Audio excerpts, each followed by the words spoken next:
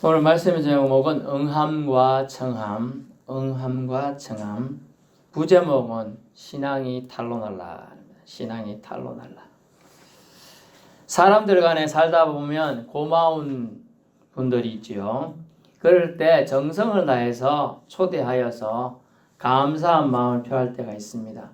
크게 보면 대부분 그런 경우는 잔치 때가 있을 것이고 혹은 장례일 때도 있을 것입니다. 본문은 혼인잔치에 청함을 받은 경우를 예로 들고 있습니다. 청하면 받고, 즉 초대장 보내면 초대장 받고, 초대영에서 어쩔지 갈지 말지 하는 거죠. 우리 민족이 있는 좋은 풍습이라 할 수 있어요. 고마운 사람들에게 대접하는 거 말이죠. 곧 추석 명절이 성큼 다가왔는데요. 예전만 못해도 가까운 지인들을 초대할 경우 또는 은혜 입은 자를 초대할 경우 초대될 경우 사람마다 어떻게 행동해야 되는지 우리는 말씀을 통해서 살짝쿵 교훈을 받기를 원합니다. 우리네 마을잔치의 경우에 예전에 보니까 큰 마당이 대부분 마당이 있었죠. 마당 없는 집은 뭐 옆집을 빌리기도 했습니다만 마당에 멍석 깔아놓고 텐트나 뭐 천막 같은 거 비슷한 거 치고 대부분 한두 자리 정도 신랑 신부나 부모님 정도 있는 자리 있고 그 외에는 뭐 멍석 깔아놓은데 퍼덕 앉아가지고 그냥 식사 대접받고 그랬죠. 서양식의 경우는 어떠냐? 강단 같은 데 있어요. 오늘날 뭐 우리 이런 강단 같은 데 좀 높은 데 있고 대빈이나 기빈들 친척 등을 건설자들이 와서 앉아 있는 자리가 되겠습니다. 다른 일반 손님을 위한 자리는 특별히 배치되어 있는 경우도 있지만 그렇지 않죠. 특별히 오늘 본문에 나오는 유대인들의 잔치 자리가 어땠느냐 하면 U자 형태, 영어를 배우신 분은 U자 형태고 영어를 못 배우신 분은 한글을 배우신 분들은 디귿자 형태의 좌석들이 주로 배치가 되어 있었다고 합니다. 우리는 디귿자 또는 U자 형태의 유대인의 그 좌석 배치도를 상상하면서 상석은 어딜까 생각해 보는 거죠. 오늘 주님의 말씀인데 초대 영할 때 어떻게 해야 되느냐? 첫째, 높은 자리에 앉지 말라는 거예요. 상석에 오르지 말라. 스스로 가서 앉지 말라는 거예요. 스스로 가서 앉지 말라. 스스로 자리 챙겨서 앉으면 그 자리는 당신의 자리가 안 될 수도 있다는 거예요. 스스로. 이 말은 뭐냐? 교만한 네 마음을 들키지 않도록 해라. 교만한 네 마음을. 어디 가보니까 어딘가 면접을 볼 때인가 제가 기억이 어딘지 기억이 잘 안 나는데 하여튼 가니까 자리에 좌석마다 이름이 써져 있어도 편하게 앉았습니다. 이름 쳐서 앉으면 되니까 어떤 교육생들을 보면 그렇게 해주니까 오류 날 일이 없어요. 오류 날 일이 없어요. 스스로 가서 자리를 자기가 원하는 자리에 앉지 말라는 것은 교만한 당신의 마음을 들키지 않도록 하기 위해서 예수님이 경계하신 말이에요. 심하면 스스로 우리가 가서 앉은 자리 때문에 굴욕을 당할 수도 있다는 거죠. 그래서 우리는 그것을 기억해야 돼. 스스로 가서 앉지는 말아라. 그러면 영부영 어딘가 두리번 그러고 있으란 얘기는 아닙니다만은 눈치껏 잘 앉아야 된다는 얘기죠. 교만한 마음을 들키서 내가 이 정도 급인데 말이야 하고 섣불리 앉았다가는 차라리 물어보는 게 나을 수도 있다는 거죠. 두 번째는 뭐냐 하면 주님의 말씀인 차라리 가서 아예 끝자리에 앉아라라는 거예요. 끝자리에 앉아라. 그러면 초대한 자의 의도가 이제 나타나게 되는 겁니다. 끝자리에 앉아 있으면 의도가 확인되어 오해 없이 존중받게 될 거라는 건데 벗이여 올라 앉으라 하는 거예요. 끝자리에 앉아 있는데 가만히 둔다. 그 사람의 의도가 그거예요. 근데 끝자리 있으면 심기가 불편하겠죠. 저 사람은 나에게 이 정도의 존중받아야 되는데 제일 끝자리 있으니까 내 얼굴도 안 보이고 먹을 것 끝자리는 아무래도 상석에 많이 배치되어 있어요. 그죠? 끝에는 거의 뭐 음료수 한 개나 떡 한 개 가면 다양이에요. 또 뭐 조금 더 좋은 데는 고기 한 점도 가겠지만은 그렇게 됩니다. 그러다 보니 의도 파악이 됩니다. 아예 끝자리 가게 되면 그래서 초대한 자의 뜻을 파악하기 위해서 아예 끝자리에 앉으라는 거예요. 예, 결국은 올무에 걸리지 말라는 거죠. 올무에 걸리지 말라. 오늘 본문에 보니까 1절을 제가 일부러 첨가해서 읽었는데, 안식일에 예수께서 한 바리새인 지도자의 집에, 바리새인들은 아주 믿음에 율법에 뛰어난 사람들이었습니다. 그리고 그러다 보니까 사람들 이런 말씀 성경에 있나요? 하면 툭툭툭 바로 탁탁탁 나와가지고 일러주고 교훈을 해주니까 사람들의 존경을 한 몸에 받았던 사람들이에요. 또 학식이 뛰어났습니다. 그러다 보니까 이 사람들은 사람들의 주변의 칭찬들을 아주 많이 받고 자랐어요. 칭찬은 고래도 춤추게 하는데 사람이 칭찬 듣다 보니까 제 어깨 뽕이 막 이렇게 계속 가다 보니 하늘 뽕이 머리도 찌를 정도로 더 높아지는 그런 것에 대한 경계를 지금 하고 있는 겁니다. 떡 잡수시로 들어가서 초대를 아마 받았던 것 같아요. 근데 초대해놓고 하는 그들이 행동이 뭡니까? 그들이 엿보고 있더라. 예수가 실수만 하면 올무에 걸어서 넘어뜨리기 위하여. 이게 원래 의도가, 초대한 의도가 예수님에게 감사하다 이런 게 아니고 올무 걸려고 지금 초대를 했음을 뉘앙스에서 느껴지고 있네요. 그랬습니다. 그래서요, 청함을 받은 사람들이 내가 저 잔치 초대에 초대됐어. 아주 귀한 사람들만 초대받는데 하고 들어갔다가는 조심성 없이 아무데나 앉았다가는 잘못하면 우스갯소리, 놀림감이 될 수 있다라는 걸 알 수가 있는 겁니다. 그래서 우리가 초대에 응한 경우에 어찌해야 되는가? 교만한 당신의 마음을 노출시키지 않도록, 들키지 않도록 해야 한다. 그러려면 아예 말대 자리에 가서 앉아라는 거예요. 끝자리에 가서 앉아 있어라. 저 겸손하게 네 자신을 낮추어서 행동해라는 거예요. 누구의 잔치자리 초대받아서 나를 드러내러 가는 게 아니에요. 잔치자리 가면 잔치 초대한 사람을 높이고 잔치 초대한 사람을 예의에 맞춰서 행동해야 돼요. 나를 드러내러 가는 것은 초대받은 자의 원래 태도가 아닌 것입니다. 그것에 대한 경계를 이 바리새인들을 향하여 예수님이 하고 계십니다. 바리새인들이 율법에는 강하지만은 진정 섬겨야 할 대상인 예수 그리스도가 이 땅에 오셨지만은 그분을 섬기지도 않고 예배치도 않는 것에 대한 안타까움을 비유로 말씀해 줘요. 그래서 천국에 들어갈 자는 혼인잔치를 천국에 들어갈 자로 비유할 건데 들어갈 자는 겸손한 자가 대우받는다는 거예요. 대우. 겸손한 자가 하나님의 영접을 받을 것이라는 걸 알 수가 있어요. 어디로 가라? 끝자리로 가라. 끝자리로 가라. 당신의 교만한 마음을 노출시켜서 우스갯거리가 되어서 안타까운 조롱받는 자가 되지 않도록 해라라는 걸 알 수가 있겠습니다. 주님의 말씀입니다. 이제는 초대할 때 어떤 초대가 있느냐? 첫 번째, 벗이여, 형제여, 친척이여, 부한 이웃을 청하지 말라는 거예요. 초대를 하면 우리는 그런 사람을 초대하죠. 친척 초대하죠. 친구 초대합니다. 우리에게 결혼식에 잘해준 친구들 초대해서 필요에 못했으니까 우리 집들이 할 때 와가지고 먹어라. 우리 섹시 이쁘지? 요리 잘한다. 이렇게 자랑도 하고 싶고 그런 거예요 원래. 그런데 성경 말씀에 예수님은 오히려 색다릅니다. 즉 친구예요. 그 다음에 형제, 친척이에요. 부한 이웃, 부작 이웃은 청하지 말라는 거예요. 왜냐하면 도로 청하여 가품이 될까 하노라. 베품은요, 여러분, 예수님이 가르치는 베품, 선한 행동은요, 그 자체로 가치가 있는 것이어야 돼요.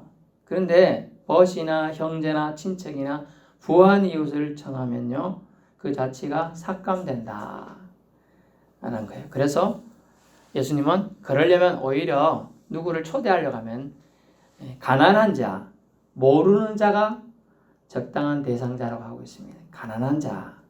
가난하기 때문에 도로 갚지를 못하죠. 그렇기 때문에 그가 이 대접받은 것을 누구를 향하여 기도하느냐? 하나님께 기도한다는 거예요. 하나님, 저 사람이 나에게 선한 행동을 했으니 저 사람 갚아 주십시오. 저 사람 하는 일이 잘 되게 하십시오.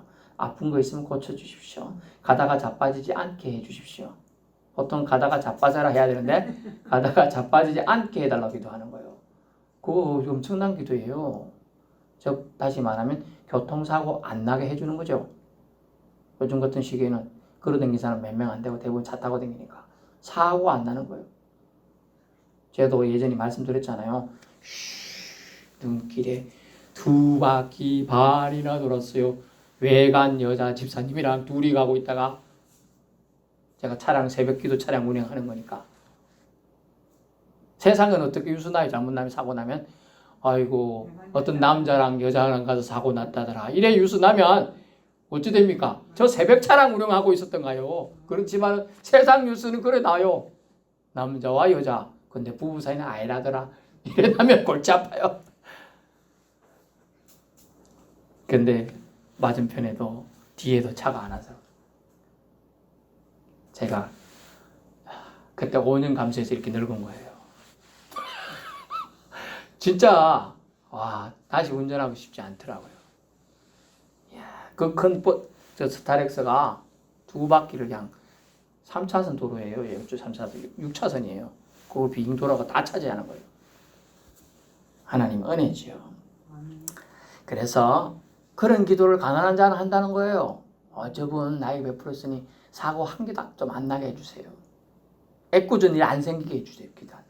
그래서 가난한 자를 초대한다. 또 모르는 자를 하라는 게 모르는 자. 우리가 이제 이런 걸 저는 서울에 살았으니까 청량리나 서울역 이런 데 보면 이렇게 밥을 퍼주고 식사를 대접하는 데가 많이 좀 있어요. 거리에서 생활하시는 분들이 있거든요. 제가 있던 예전에 섬겼던 교회는 주일에 사람들 엄청 와요. 왜? 500원씩 주거든. 요 500원 작다고 지금 웃죠? 그때 500원요. 20년 전 500원. 라면도 몇 봉지고요. 빵도 좀 사 먹을 수 있어요. 빵이 1,000원에 4개씩 줬어요. 그때. 근데 500원이에요. 그거 받으러요. 얼마나 많은 사람이 수백 명 와요. 또 제가 갔던 교회는 라면 2봉지씩 줘요. 그거 받으러 와요. 이제 내가 대부분 이제 사찰 집사님 다 하는데 바쁘다가 조금 도와주세요 전도사님 그래. 그때 제가 전도사님 제가 뜯어주는데 옆에 오는데 말짱하게 오는 사람 몇 명 돼요. 다 어렵고 힘들게 오잖아요. 냄새 한 달 안 씻은 사람 2달 안 씻은 사람 수두룩하죠. 옆에 가기도 진짜 힘들어요. 그렇지만 그들은 가바다 가야 라면은 깨물어도 먹잖아요. 그죠? 6시에는 안 나눠줄 수가 없는 거예요. 추운데도 우리도 추워요. 이거 장갑 해가지고 다 새벽에 다 해갖고 나눠줘야 되는 거거든요. 근데 그걸 받겠다고 오시는 거예요. 근데 그들이 얼마나 누구를 쳐다보겠어요? 그리고 자기들끼리 연락이 다 돼 있어. 어느 교회 가면 500원 준다. 어느 교회 가면 빵 준다. 이게 다 돼 있어요. 점심. 그리고 자기들이 돈 돼. 전철이 되니까 전철값도 이제 아까운다고 하는데 대부분 다 걸어댕겨요. 그때는. 물론 이제 연세 많은 사람은 공짜로 다니잖아요. 65세 이상은 프리패스로 다니거든요. 자, 하지만 그렇습니다. 그래서 모르는 자, 제가 이제 생판 모르는 제가 그 사람 한 번 본 사람 저 누군지 모르죠. 제가 나눠줘도 모르니까 저한테 안 갚을 필요가 없죠. 그죠? 이제 모르는 자가 그러지니까 저 사람 누군데 저리 나눠주노? 몰라요. 어디서 온 독식한데 이 빵을 나눠주네. 쭉 받아주면 그런갑다 하고 얼굴 한 번만 이렇게 쳐다보고 가요. 이렇게 쳐다보고 맛있게 드세요. 이 정도예요. 그래야 그들이 하늘에 계신 하나님을 향하여 감사한다는 거예요. 베품을 통하여 하나님을 찾을 수 있고 베품을 통하여 하나님께 감사할 수 있게 해야 된다는 거예요. 그 베품인데 내가 베풀었다고 자기를 드러내는 걸 하나님은 경계하시겠다.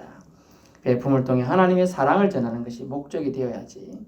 자기 자랑이나 과시의 시간이 되는 것은 베품, 청함의 목적에 맞지 않다는 겁니다.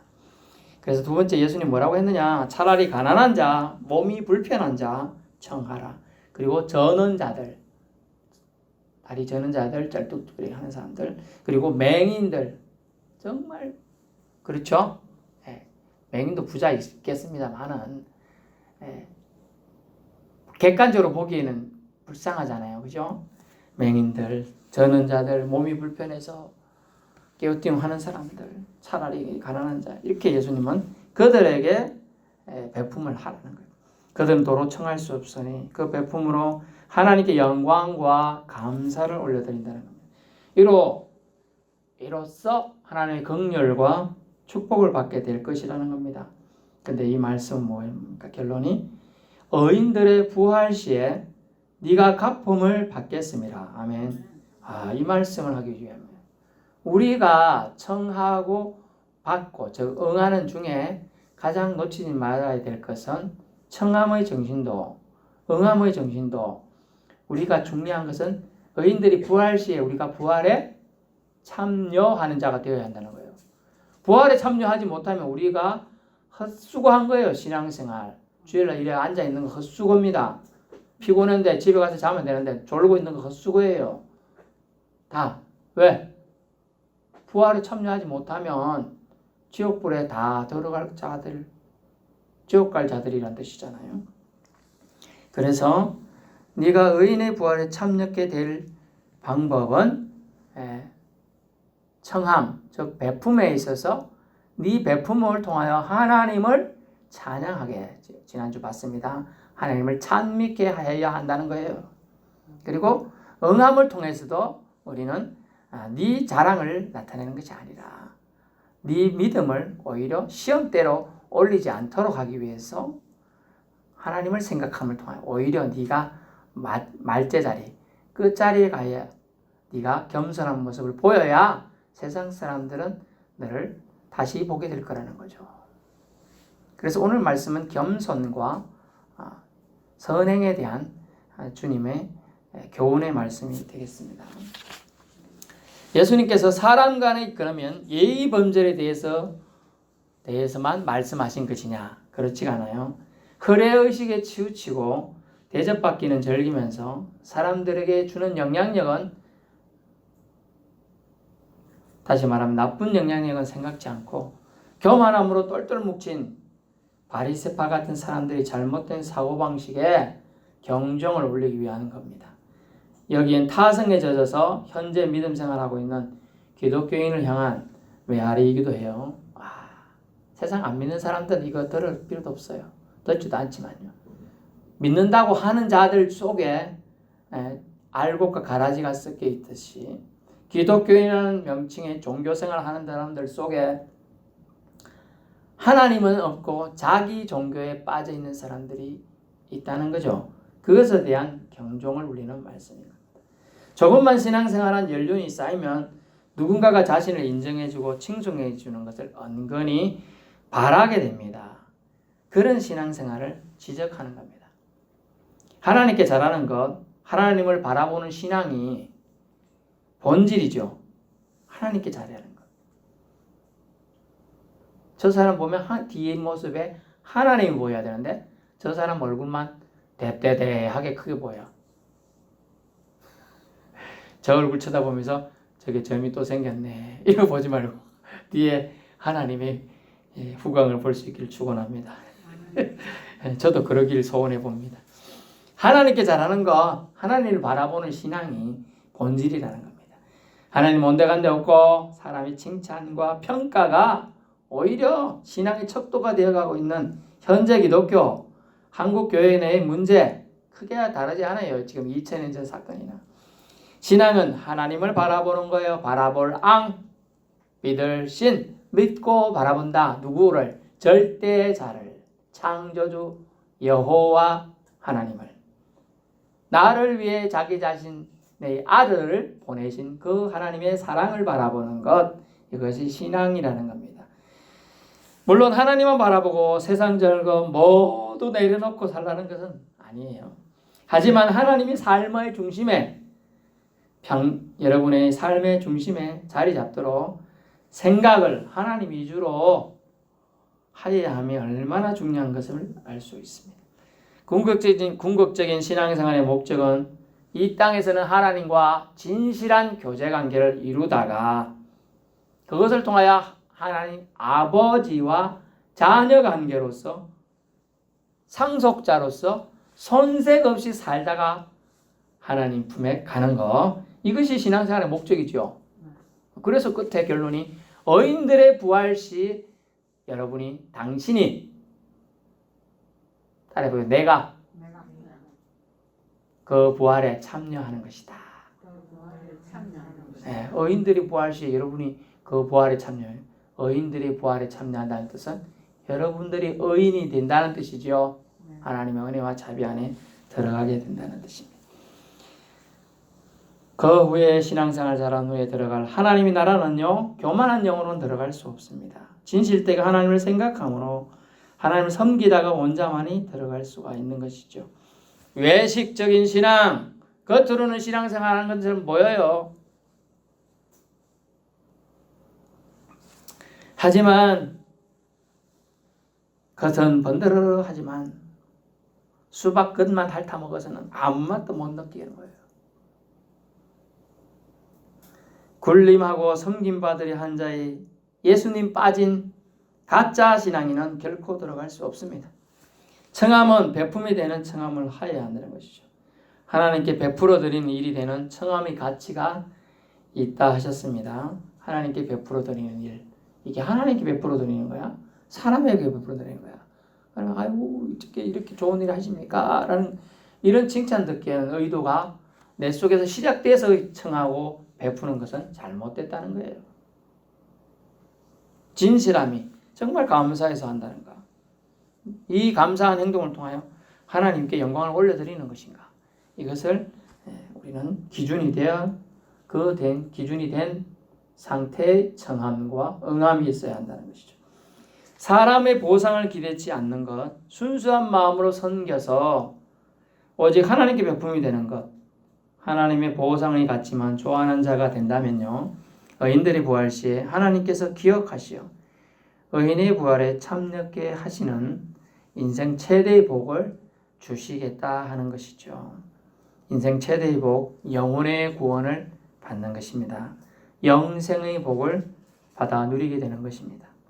이 말씀은 확실합니다. 틀림이 없습니다. 결론의 말씀입니다. 안일한 신앙, 타성에 젖은 신앙, 하나님보다 타인을 더 의식해가지고 대접받는 신앙인은 결코 하나님 나라에 들어갈 수 없습니다. 예수님 당시에 바리새인처럼 보여주기식 신앙과 다를 바가 없어요. 이들은 구원과 거리가 멀었습니다. 예수님을 초대해 놓고 올무에 걸려고 엿보고 있는 자들과 우리가 똑같을까 두려워해야 한다는 것이죠. 예수님의 날카로운 경계의 말씀으로 우리도 교훈을 받아야 합니다. 기부 좀 하고 사진 찍고 TV에 자랑하는 것과 봉사는 조금 하고 생색내게 하는 정치 지도자의 모습이 이와 같지요. 말씀의 경고에도 귀를 닫는 종교 지도자들, 바리새인의 모습이 결코 다르지 않습니다. 우리는 달라야 합니다. 그럼에도 불구하고 자기를 높이다가 하나님 앞에 낮아지고 심지어 쫓겨나는 수치가 일어날 수도 있습니다. 열처녀 비유가 있습니다. 자기를 높인 거지요. 5처녀는 기름이 떨어질까? 빨리 사러 가야 되겠다. 미리 준비해야 되겠다. 5처녀는요, 설마 떨어지겠어? 내가 피곤한데 뭐 나 중심으로 사고한 거예요. 똑같이 신앙생활하는 사람들입니다. 하지만 나 중심으로 끝까지 신앙생활하면 자기에 빠져서 결국 하나님은 빠진 믿음 생활을 하게 된다는 것이죠. 그러게 되면 하나님의 혼인잔치에서 결국은 쫓겨나서 슬피 울며 이빨을 갈게 되는 일이 나타나게 될 것입니다. 청함의 목적이 깨끗하지 않다면 그 청함은 먼지처럼 사라질 것입니다. 주님의 청함과 응함의 교훈은 차라리 끝자리로 가는 심령이 되어야죠. 겸손해야 한다는 것을 말씀하고 있어요. 그리고 청함의 목적도 베품이 되어야 돼요. 그 베품을 통해 하나님을 드러나게 해야 돼요. 결국은 낮아지는 자세를 가진 자가 낮은 자들을 섬기게 된다는 것이죠. 그래서 주님은 뭐라고 말씀하셨습니까? 무릇 자기를 높이는 자는 낮아지고 자기를 낮추는 자는 높아지리라. 11절 말씀. 그러므로 하나님의 눈길은 항상 겸손한 자와 낮은 자들을 향해 있다는 거예요. 겸손한 자들과 낮은 자들을 향해 있어요. 교만한 심령으로 초대받으면요, 자기가 왜 내가 낮은 자리에 가서 앉아야 돼? 의자가 있습니다. 아주 좋은 의자가 있고, 왕자 같은 자리가 있고, 보통 컴퓨터 의자가 있고, 그 다음에 일반 식당 가는 의자가 있고, 뒤에는 뒤에 빠지 없는 그냥 동그라미 의자가 있고, 자기 교만한 심령으로 들어가면 제일 좋은 왕자 같은 자리에 갈 거예요. 자기 심령을 낮게 보면서 나는 겸손해야 된다. 내가 초대받은 것만 해도 감사하지. 제일 말째 가서 동그라미 의자에 겨우 엉덩이 걸치고 앉는 정도의 의자였네. 하나님은 겸손한 자를 향해 있고 낮은 자를 향해 있어요. 청하라는 건 뭡니까? 다 낮은 자들이죠. 저는 자들, 몸이 불편한 자들, 맹인들, 가난한 자들, 무연고자들, 다 낮은 자들이에요. 하나님의 눈길은 높은 자들에게 없어요. 낮은 자들만 향해 있는 거예요. 그 낮은 자들에게 잘하는 게 하나님께 잘하는 거라고 하고요. 또 낮은 심령으로 하나님, 내 위에 하나님 계시다는 걸 의식하며 사는 사람들을 하나님은 의인들이라고 말하고 있다는 거예요. 의인들, 어떻게 보면 의인 되기 쉬워요. 그런데 우리가 낮은 심령이 점점점 높아지려고 하는 심령 때문에 어려워요. 그래서 초심을 항상 잃지 말아라 하는 거죠. 초심을. 예전에 제가 어디서 전도사 사역을 할 때 부장 집사님이었는데, 전도사님 얼마 받습니까? 예, 이 교회는 30만 원인가 주는 건데요. 그 작은 돈이죠. 차비에도 안 되는 돈입니다. 서울은 거리가 멀기 때문에 차 타고, 또 저희는 자녀들하고 같이 갔기 때문에 항상 차비 기름값도 안 됩니다. 그런데 그러면서 아이고 전도사 때는 그래도 괜찮지요. 근데 목사님들이 되면 왜 이렇게 탐욕이 많습니까? 막 깔라고 하는 얘기예요. 이렇게 비싸려고. 왜요? 목사님이 300을 받고도 부족하다고 더 달라 하대요. 그래요? 다 그런 거 아닌데 대부분 교회가 어려워가지고 불가능한 얘기입니다. 그러니까 그래도 초심을 안 잃었으면 좋겠습니다. 전도사님은 나중에 목사님 되시더라도 절대로 초심 잃지 말고 그래 당부를 하더라고요. 제가 초심 안 잃었어요. 아직도 30만 원이잖아요. 초심 안 잃고 살고 그냥 우스갯소리지만, 자, 뭐냐 하면 초심을 잃어버리면 하나님의 사랑에서 점점 멀어져요. 자기가 멀어지고 있는 거예요, 사실은. 자기가. 그런데도 세상 사람들이 나를 안 높여주네. 자기 그래서 내가 높여야 되겠다. 이렇게. 오늘 의인의 부활 시에 참여케 하는 방법을 주님은 아주 중요하게 지금 청함과 응함의 혼인잔치 비유 초대와 응함에 대해서 얘기함을 통하여 말해주고 있습니다. 의인들이 부활 시에 우리에게 가품이 되는, 우리가 의인들이 되어서 부활에 참여케 하기 위해서는 무엇이 필요하냐? 남을 나보다 낮게 여기는 존중의 마음이 지금 우리 기독인에게 있어야 한다는 거죠. 남을 나보다 낮게. 형제님 훌륭하십니다. 자매님 멋지십니다. 아이고 어머니 이렇게 힘들지만 교회 와주셔서 감사합니다. 이런 마음들이에요. 이게 아이고 뭐 한다고 이렇게 하고 있노? 이게 아니고 그런 마음을, 나보다 남을 낮게 여겨요. 그 존중의 마음이 우리 기독인이 지금 반드시 취해야 될 마음이고, 그 마음이 결국 겸손의 마음이고, 그 마음 때문에 주님의 긍휼을 우리도 입을 수가 있어요. 그리고 하나님은 항상 낮은 자, 낮은 심령 위에 함께 하시길 원해요. 하나님의 사랑이 여러분에게 있는 거예요. 하나님을 기쁘게 하는 심령은 겸손한 심령입니다. 베품과 응함을 통해서라도 온전히 하나님을 드러내고자 하는 심령, 그들이 의인들의 부활에 참여한다는 거죠. 저와 여러분 이 겸손하게 주님을 드러내며 무엇을 하든지 다 하나님께 영광을 올려드리는 삶의 자세로서 하나님의 부활에, 의인들의 부활에 참여할 수 있기를 축원합니다. 기도하겠습니다.